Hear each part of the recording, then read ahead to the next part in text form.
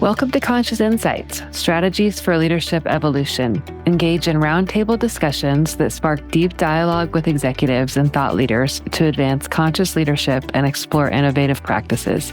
Join us and gain insights that will elevate your leadership journey.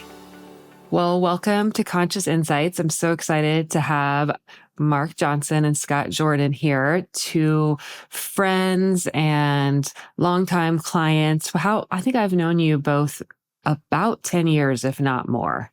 I would say that's about right, yeah. Yeah.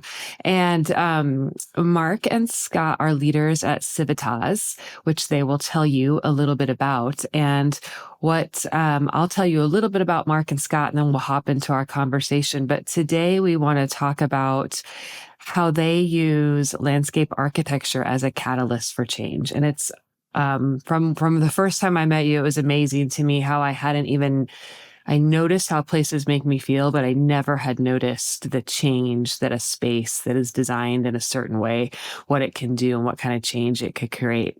So a little bit about both of you, and then we'll hop in and our audience will learn more about you as we talk. But Mark, you're a recognized thought leader known for the design of complex projects involving green infrastructure as catalysts to economic, environmental, and social change. Mark, you've in your 45-year career, you've received many rewards for planning, design, and service, with over 50 awards received since 2015. And I know often when I'm talking to you, you're on a plane somewhere or getting ready to go on a plane somewhere. So Mark is a frequent lecturer at universities, the Urban Land Institute, the SALIS Network, the International Academy of Design and Health, and the Landscape Institute, with a focus on the role of design in support of public health, amongst many other accolades. And Scott, you are principal at Civitas, and Scott is the transformative effect of landscape architecture and urban design, and that what they have on cities is what drew Scott to this profession nearly 20 years ago. Scott has developed a passion for engaging the public throughout the design process, further deepening, and I love this, the relationships between people and place. And his focus on the public realm is driven by a desire to create social interactions and build a sense of community by bringing people of diverse backgrounds together. So welcome, Scott and Mark. So let's just talk a little bit about what that means. I talked about what that means to utilize landscape architecture as a catalyst for change. Go ahead, Scott. Okay. Well, I guess for me, it all really began back when I was in school. I went into school to be an architect, and I got to design school, and I met this really amazing professor who was a landscape architecture professor. And he said, if you really want to make change, you need to be a landscape architect, because that's in the public realm and that's where everybody has access to. And so, that's how I ended up being a landscape architect. And most of the work I do is in public spaces and public parks across North America, and I really believe that public space is democratic space. So it's there for everybody to use. And I love to tell the story that how often when you're walking through a park, do you say hi to somebody and maybe engage in a conversation and maybe realize a little bit of commonality with that person. And that builds community, which builds a healthier, better, transformative city. And you don't do that in buildings. I'm married to an architect's daughter, so I understand the profession, and I think you can do it there. But I think the public realm is really where we have the biggest potential to create change in society. And so that's why I do what I do and why I'm here at Civitas. Thank you. If I can, I might start with the notion that most people don't know what landscape architecture is. And if they do, they tend to think it's the architecture of landscapes, which it is. But when they say landscape, they generally think garden. And if you consider it differently, all the space between the buildings is landscape. The street, the sidewalk, it's all landscape. And so landscape architects are actually giving shape and form to entire cities and very important places within them. But most people don't think of those as designed. And if they think of design, they might think of engineering. And their engineering is involved, but generally not in the conception of those places. So, for example, I just came from New York, so I'll tell you a New York joke. There are probably a lot of New Yorkers who think that Central Park is an empty lot. right? They think that it's wild nature, and somebody built the city around it. But in fact, it was a village that was removed, and the entirety of Central Park was designed by a landscape architect. Didn't know that. Wow. And so it was very intentionally designed to create a community and space and green within the city. Would that be Yeah, accurate? it was actually a public health initiative. Cities at that time were thought of as very dirty. They were, with steam power and coal used for everything, and so air quality was terrible. And there was a somewhat misplaced belief that if you simply put green in, it would make things better. Obviously, even as big as Central Park is, if everything's stoked with coal, the air's going to still be pretty stinky. But over the long haul, it's been a tremendous health benefit, of course. Yeah. And that's mental health and emotional health and social health, not Right. just personal health. Yes, we don't always think about, these parks and these places that we frequent outside were very intentionally designed for some reasons bigger than we may think. So tell us a little bit about some of the change that you have created, some of your favorite stories of what something started and how it transformed and the change that created. I'll let you go first, Mark, because you've got some really Okay. big ones here locally that I I have- think folks know. Yeah. I certainly have many.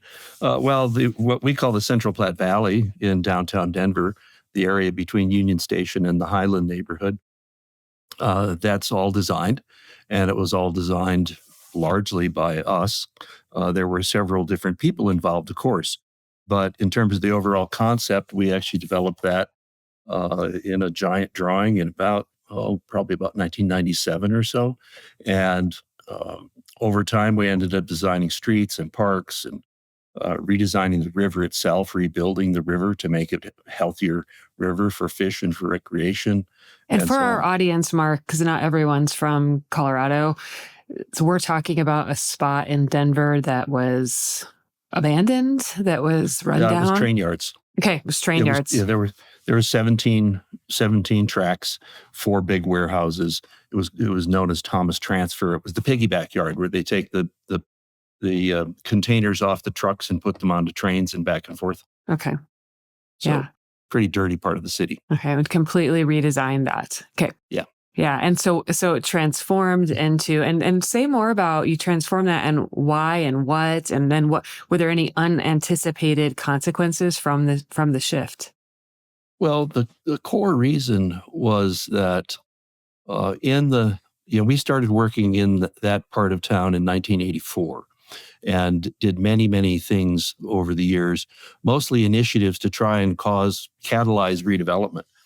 We were at a time when downtowns in America were really suffering, as they are now because of the post-COVID office issues. But at that time, they were really suffering because of suburban competition.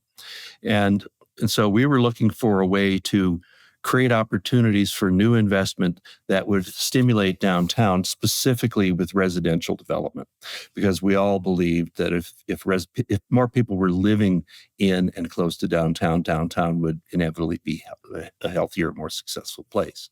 Unintended consequences, I can't think of many. There have been some amusing uses in the park over the years, and those are unintended. But my favorite on the top, there's a hill in Commons Park, and it's got a granite ring. It's a compass rose about 50 feet in diameter, and it sits on top of the hill, and we called it the Sky Guard. And it was immediately very, very popular, people doing all sorts of odd, unusual, and sometimes unsavory things up there. But one of my proudest moments was our local free newspaper is called Westward. And in 2001, the year that the park opened, Westward named that spot as the best place for a pagan ritual. So we were extremely proud with that. Very nice. And how would you describe that the Central Platte Valley today? So it started as this, as a stockyard, and how, like, for people that don't know Denver and people even that do know Denver, like, what would they see when they come into that area today? You want to take that, Scott? Yeah. So if you came into Central Platte Valley today, you would think that is downtown Denver. I mean, it really is the densest, most urban area in all of Colorado, to be honest. So the idea that Commons Park could catalyze reinvestment has proven itself over and over again, because it is the densest, highest grossing residential community in Denver. It's got the towers all around it, and it really is it. Somewhat using Mark's Central Park story, it kind of is downtown Central Park. It's the place where people go to recreate, but it is allowed, because there's so much open space along the river, it's allowed that density to occur, and people still feel like they're in Colorado and not in bigger, denser cities. That's great. Scott, if I recall, you and I have had some walking meetings, and I'm pretty sure we've walked around Commons Park a number of times and had some great conversation in that environment. Absolutely, yeah. And what is also fascinating about Commons Park was, and it was pre me at Civitas. I came here as it was being built, and so I got to experience it from it. Went in, and I lived down there and watched it transform over the first 10 years of its transformation. And the thing that it did that wasn't common back when Mark and the rest of the team here designed it was it reintroduced nature into a downtown urban setting. And so there's very intentional design moves that show that it's nature, and those are natural areas, not weeds. Whether it's a hard edge, or every natural area has a hard edge on it, so you realize that it was designed. But a lot of people probably don't even realize that that was what it is. But when you're down there, it feels like there's a 100-foot buffer along the Platte River that's all naturalized landscape, and so you can actually feel like you're in a natural setting, even though you're in the densest area of downtown. Wow. So before you tell your story, Scott and Mark, I want to, you said something about you feel it. So I just want to talk a little bit more about the feel that the landscape architecture, that the design, the change, like why is that important that you have this feeling of being in nature in the middle of a city, and how is the how does that change things? What's the point of that? Why don't you start, MJ, this time? Uh, well, I believe, maybe back up just a little bit. I've been lecturing on public health and community design for almost 20 years. And innately, we know people feel differently when they're in a place they believe is a natural place. That's now borne out by lots and lots of research and specific findings about public health benefits that occur as a if you have contact with nature. So we though believed at a higher level, it wasn't so, it was about the health of the planet. It was the health of Earth, the health of the river, the health of the natural systems that connect the plains to the mountains through this river. And so we had a purpose that was both environmental as well as social. I love that. So you had that purpose, and then what happens? How do you design so that people feel a certain way? Well,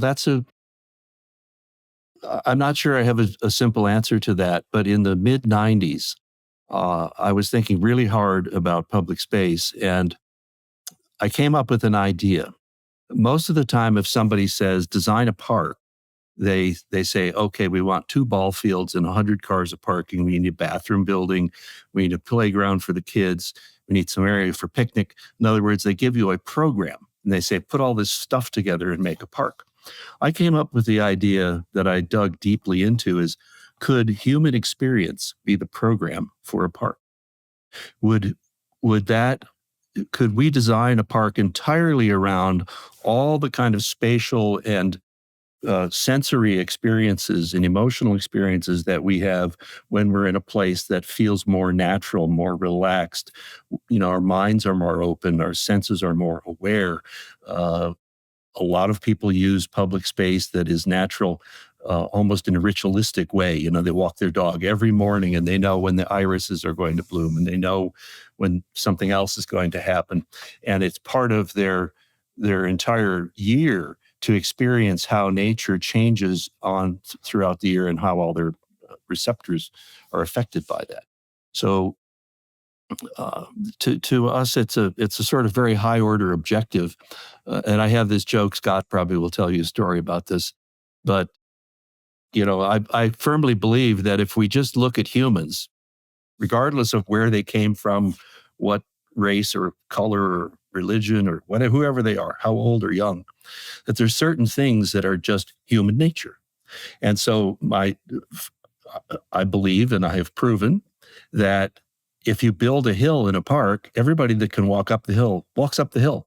It's just in our nature to feel secure by having that prospect out over the landscape. It's actually genetic. And that if you make a wall and a big drop off, everybody goes to the wall and looks down. And it's true.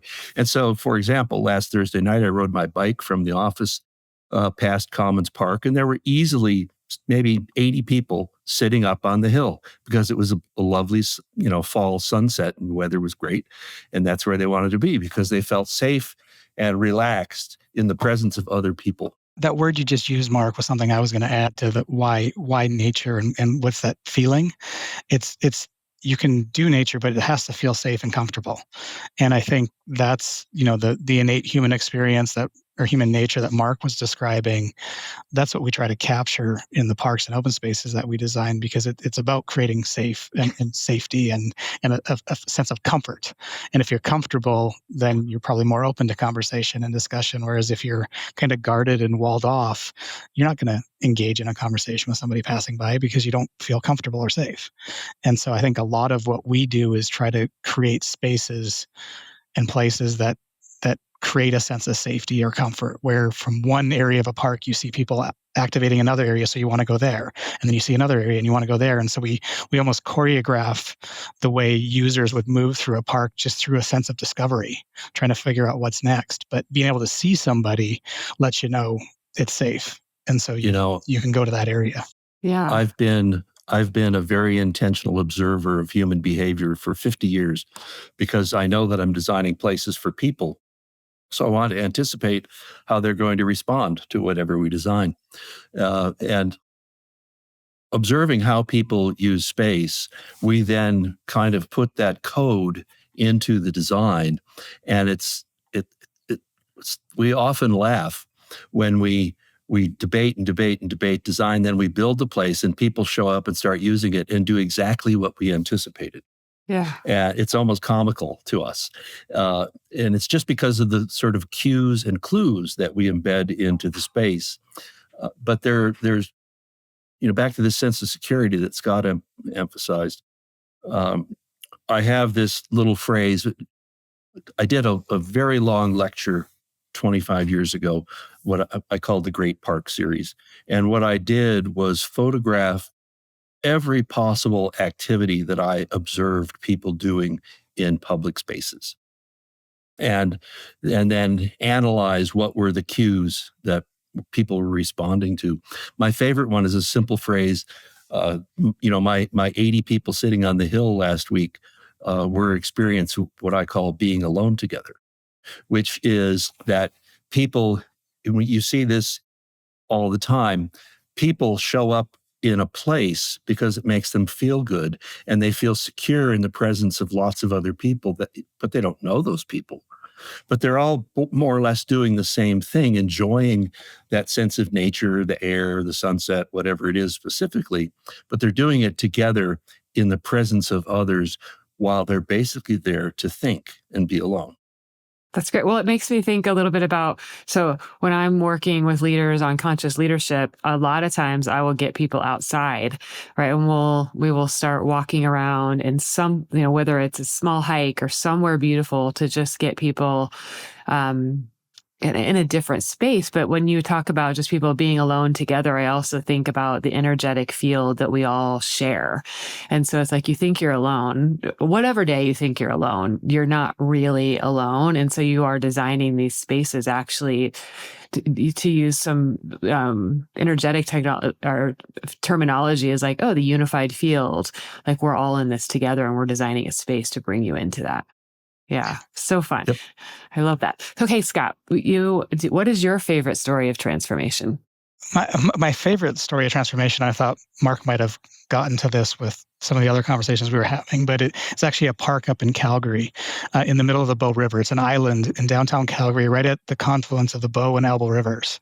And we got involved through a design competition to do that work, but it was a project that was done through a local quasi-governmental agency that was responsible for redeveloping the area adjacent to it. So it was intended to be their kind of front door park in downtown. And the reason it was so transformative for me is I grew up there. So I grew up just south of there. I have family that uses the park on a regular basis. I have high school friends that use it. But when we started the project, it was literally a place for drug dealers and nefarious activities to go on. Nobody used it. It was considered unsafe, and you didn't want to be in it. The only people that really used it were people that ran through it on their way home. You could go across the island to get to the other side of the river. But other than that, most people didn't know it as a place. And so when we began designing it, there was a whole bunch of research that was done with community members, and one person wrote on a note, they wanted to be able to put their toes in the water. Is what they wanted. They wanted it to be a natural park. And so we ended up basically just touching about 30% of the park, transforming it, creating that idea of visual triangulation where you move from one place to another to create a sense of safety so you could always see what was next and invite it. But we only touched about 30% of the island. But one of the big moves that we did is the Bow River is a really fast flowing river coming right out of the Rockies. Calgary's the first city along it. It's unsafe to really have kids play in the river because it's so fast flowing. And so we discovered through a whole series of historical aerials that the island used to be a bunch of islands, that it used to be broken up and braided with rivers throughout it. And so we reintroduced one of those, what we call the lowland channel or the breach across the island so that it was just shallow, really low, slow flowing water because it was perpendicular to the flow of the river.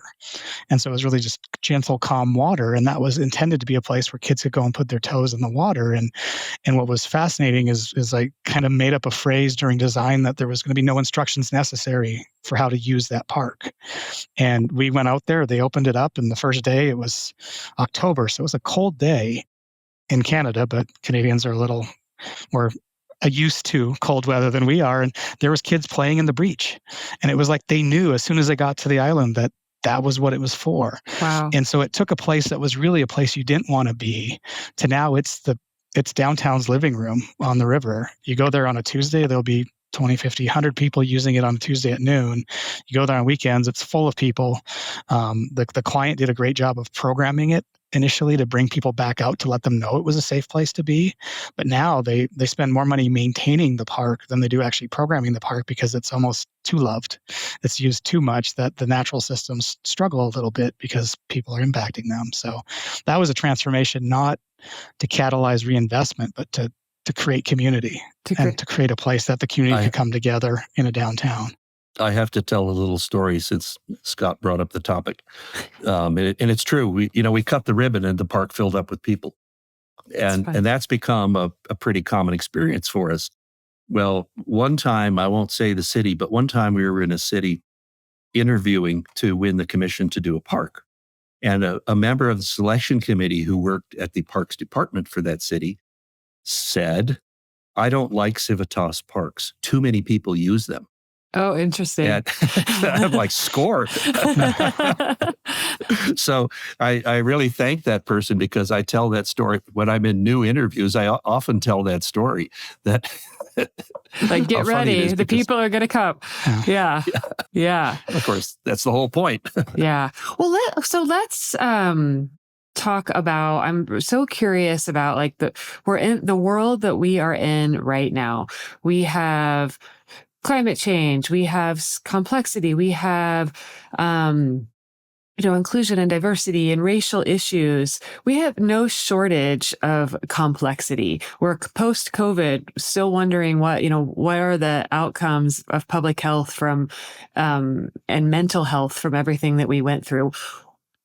What's the next era of design and transformation of spaces and why? That's an interesting question because we're going through that process right now as a practice. What's next? We know what we've been doing and we know where we came from, but I also hope, and maybe this is just me being hopeful, that a lot of what we do has always dealt with those issues. The idea of sustainability and resiliency in natural systems. We really try to bring a system-based approach to what we do. And so I think what I'm hopeful of is that the pandemic made a lot of people realize that there's a lot of this public realm space, the space between buildings that Mark was describing. There's a lot of that right now that has historically been dedicated to cars and moving people around. And a lot of cities have been willing, as a result of COVID, to explore, can they rethink some of those spaces and some of those places? And so I think there's a lot of reinvestment through federal grants, federal money, and even local money in rethinking the public realm in cities to bring more natural systems in, more people spaces into cities. And I think there's going to be a lot of change, and we've seen it. There's pilot programs going on in downtown Denver. There's pilot programs going on almost everywhere in every city that we work in, where they're exploring, do they need all the roads, or can they take over some of these roads and use them in different ways? So I think that's one way that I think society has changed as a result of COVID. But I also think there's a broader social awareness of climate change and sea level rise. And we do a lot of work on the coasts. And so we've always approached those projects with that in mind. We may not sell ourselves. As Mark said, at the core of Civitas, we're designing places for people. Yeah. We believe it's natural systems and nature and sustainability, but we don't really trumpet that as something we're experts in, although I think we're pretty darn good at those things. And so I think we're pretty well positioned for what we can do. I think there's just so much more opportunity and so much more knowledge that we have to continue to grow as a firm and as a practice, our knowledge sets around that, so that we can talk effectively about that to open the door, so that we can continue to create people spaces that make communities better for the people. So I'll create a word picture for you, Renelle. Reimagine a city as a patchwork quilt held together by threads of green. And say more about that. If I imagine that in my mind, what do I feel? What do I see? What do I sense? What changes? When the pandemic hit, it was really amazing to see how everybody in every city around the world went outside. Right. Yeah. There was this thing nobody had ever heard of, social distancing, before. What's that? And yet, because of that very term, and people felt cooped up in their apartments or their homes, and so we were all out. We closed streets. We used the trails and greenway systems. We heavily used the parks. And if we have another whiff of a pandemic, that's all going to happen again. And so we need to be thinking about how we can connect the city together as this sort of patchwork of green things that connect to other green things that connect to other green things. So we could have multiple, call them circuits or loops, that you could go out and you could do a 1 hour loop on foot or a 1 hour loop on a bike, and actually start to explore your community by using those pieces of green to improve your physical health and mental health, especially in the pandemic times that, mental health was such a huge issue. We all just needed to somehow chill, and being outside was the best thing most of us could do. And the wonderful thing about the pandemic is cities and public agencies are now more open to that idea and that concept. It's not like, we're now being allowed to consider narrowing a road, whereas before you had to fight and prove that it wasn't going to make the city fail, the infrastructure fail. Now there's a lot more places that are open to that. And so that idea of a patchwork, Mark, is absolutely spot on with where it seems like cities are moving. Yeah. So I've been wanting to talk with you guys about this for a while. So this is totally unplanned. So we'll see what happens. But I've always felt, so I am also in the business of change, right? And I'm in the business and the calling, the purpose of conscious leadership. And I've always felt like we don't do the same thing, and yet we do the exact same thing in some respects of like, how is the change within a person, within a human, within a leader to become more conscious, and how is the catalyst of changing spaces that you do? What's similar? How is this? How is what we're doing the same? Because I feel this call whenever I'm in any of your spaces or when we're talking about like, wait, we are creating similar conscious change, just using different channels. Well, if we're talking about humans, the place to start is to know yourself. Yeah. And until you know yourself, you can't really change that productively. But when you do know yourself, you can make choices that are rooted in who you truly are, and you can expand your innate capabilities and minimize the barriers that you yourself put in front of you. We take that same approach to looking at the world in the landscape. We ask ourselves, what is the core, what's the true name and true nature of this place? Where did it come from? What's its history? And I mean, it's geologic history, it's soil history, it's ecological history, it's social history, it's productive and economic history, and so on and so forth. And what we find is that cities are amazingly different. Amazingly different. And Scott might pick up on this, but techniques that you use to succeed in San Diego will fail in Los Angeles, and they're only 100 miles apart. Yeah. But those two cities are wildly different in how they operate. It has a lot to do with how humans are basically tribal, and we need to relate to one another, and we generally create, culture is based in storytelling, right? And even if we call it rules or laws, it all comes down to storytelling. And we tell stories to each other, some of which are true, and yet all of which can contain shared beliefs or shared myths even. So if you move to Australia, you would find yourself 10 years later speaking with not necessarily an Australian accent, but an Australian lexicon and intonation and pacing and those kinds of things, because you have a need to belong. Yeah. And so we go to these different cities looking for these human histories and these natural histories, looking for the confluence that we can leverage to use their power to be successful. Love that. Scott, what do you want to add? Well, I was going to say I can relate because I am a Canadian who gets told I don't sound like a Canadian anymore when I'm back down here, and when I'm back home, I get say sorry. Yeah, yeah. We're recording this in Colorado, so we're not. Sorry, out and about. Yeah, but as a Canadian that moved to Colorado 24 years ago, my Canadian friends tell me I don't sound Canadian anymore, and down here when I say sorry and about, people are like, you're not from here either. So I totally understand the acclimation part where I don't say process anymore, I say process, unless I'm in Canada, and then I kick back in and say process.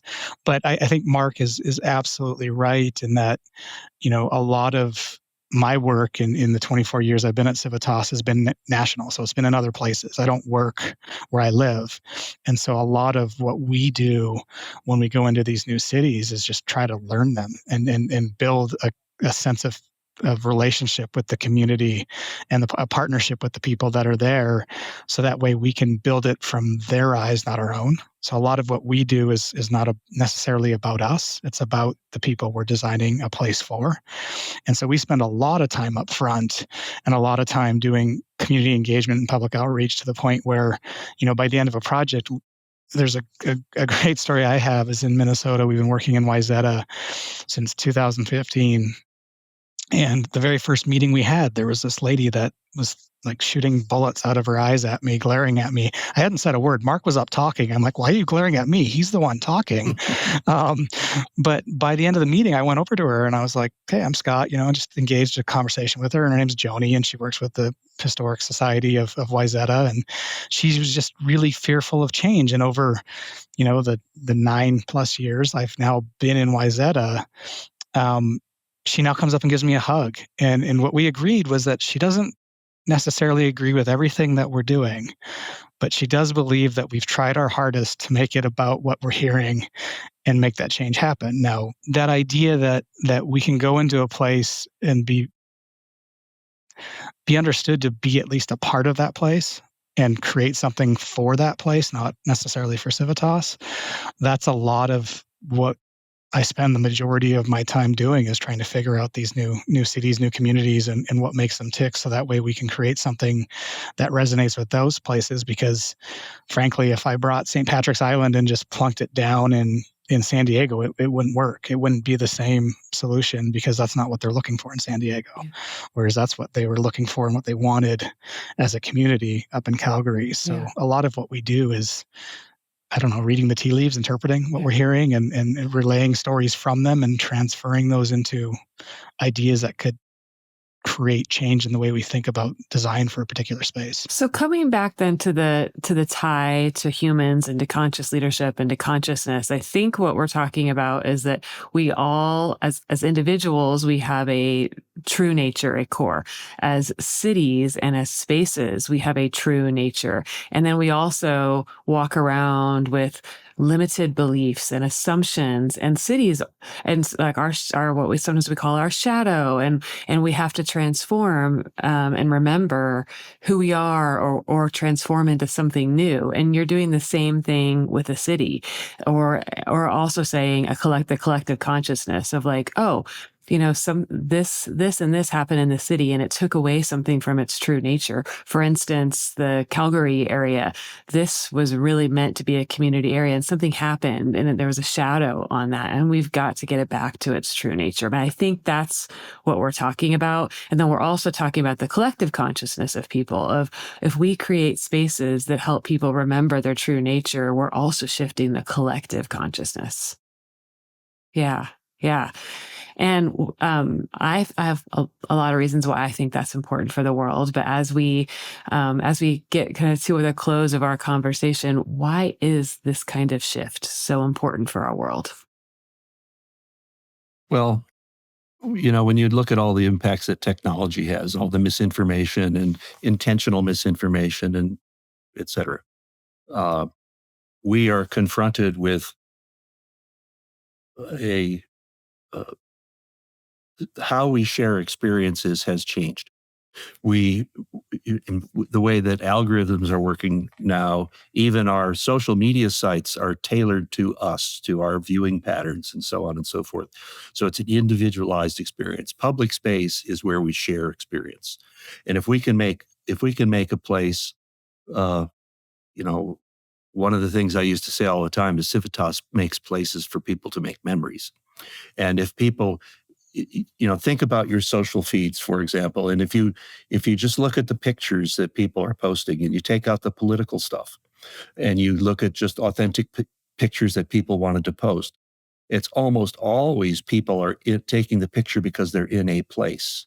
Here I am in Central Park. I'm with my friend here at this outdoor cafe. I'm wherever, and what it's showing you is that people are responding to places and wanting to memorialize and remember that experience, and they want to share it with other people by posting it. And so the shared experience aspect of public space, I think, is probably more important than ever. It's at least as important. It's become as important today as it was 1,000 years ago.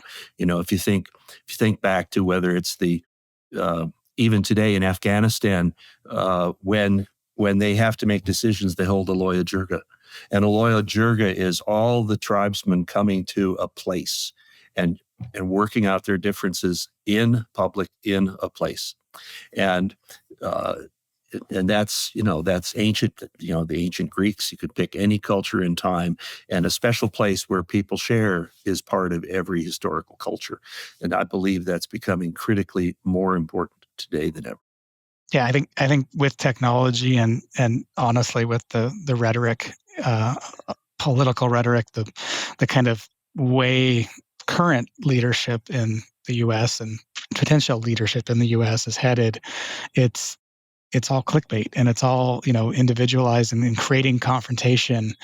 And I firmly believe that a lot of what we do is provide that space where people can go and be comfortable and just be comfortable around people with very differing opinions, because you're not talking about the politics. You're out enjoying nature. You're out enjoying just being out on a walk, whether it's a natural park or a completely artificial park. It's about getting people out and engaging. And I think, Mark, you talked about memories, and a lot of what we do is we deal with forgotten spaces in cities. We never get called to say, hey, we've got this really active, vibrant area, and we have this piece of land that we want you to put a park in there so that we have more active. We get called to say, hey, we've got this waterfront that's all parking and nobody goes there. What can we do to make it a place? And a lot of what we try to do is create places where people can create memories, because if they have memories, it has meaning. And therefore, if a place has meaning, they're likely to go back over and over again.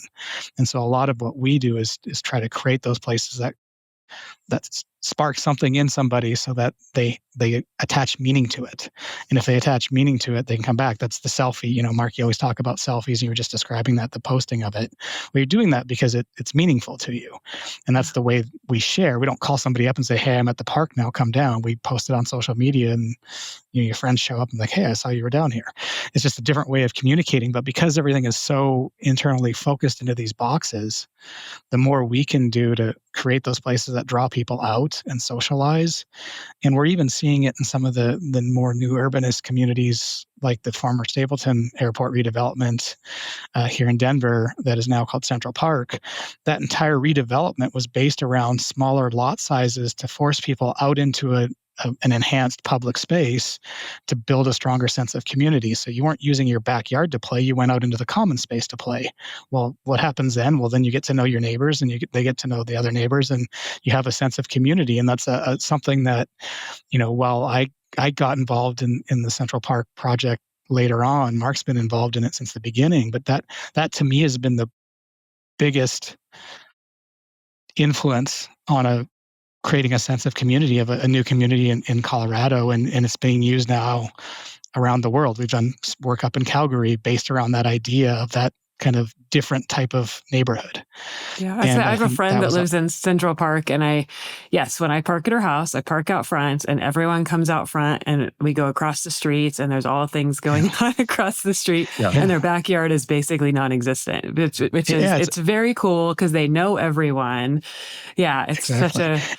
I mean, we joke it's the bubble. You got to go through, bring your passport to get into the Central Park neighborhood, because everybody knows everybody, and so if you're not from there, they know you're not from there. But yet, it was intentionally laid out and planned that way to draw people out into the public realm. And I think as cities evolve and as we begin to think about the mosaic Mark was talking about in the patchwork, I think you're going to see more and more urban centers trying to figure out how to do that in a way that uses spaces that aren't necessary for cars anymore.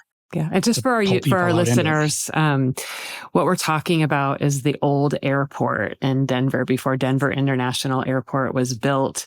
We call it the Stapleton redevelopment, which is now called Central Park, and so they completely redesigned the airport into the old airport into this entire new community, this space. And I think what I'm hearing and what I want to say to the people that are listening and watching is, next time you're outside, notice how you feel. Notice how the space makes you feel. Notice, did that make me feel a way? Like, was this designed to help me feel this way? Or what about a space that doesn't make you feel very good? Imagine what firms like Civitas has come in and completely transformed the feel, the safety, and the opportunities in front of us to continue that by what we don't I never truly understood the impact of landscape architecture until I met you all. And I am so appreciative of everything that you've taught me and how I can go out and understand the large scale change you are producing in the world that I was getting a benefit from, but I didn't intentionally understand what you were doing. So thank you. Well, thank you. We make the spaces that people enjoy. The kids and dogs make the introductions. There we go. All right. So kids and dogs also. Yep, more kids, always. More dogs. All right. Well, thank you both very much. In our show notes, I'll give information about Civitas so people can go look at some of, online. I think you have some before and afters of some of your projects and all of the fun things that you're doing and a little bit more about all of you. So Thank you, Scott Wonderful. and Mark. It's a joy to have you on Conscious Insights, and it's always been an honor to be friends and colleagues. Thank you. Thank you. All It's right. great to see you. All right, you too. Thanks. Bye. Bye. For more information, visit insight-cc.com or email us at info@insight-cc.com. We look forward to hearing from you.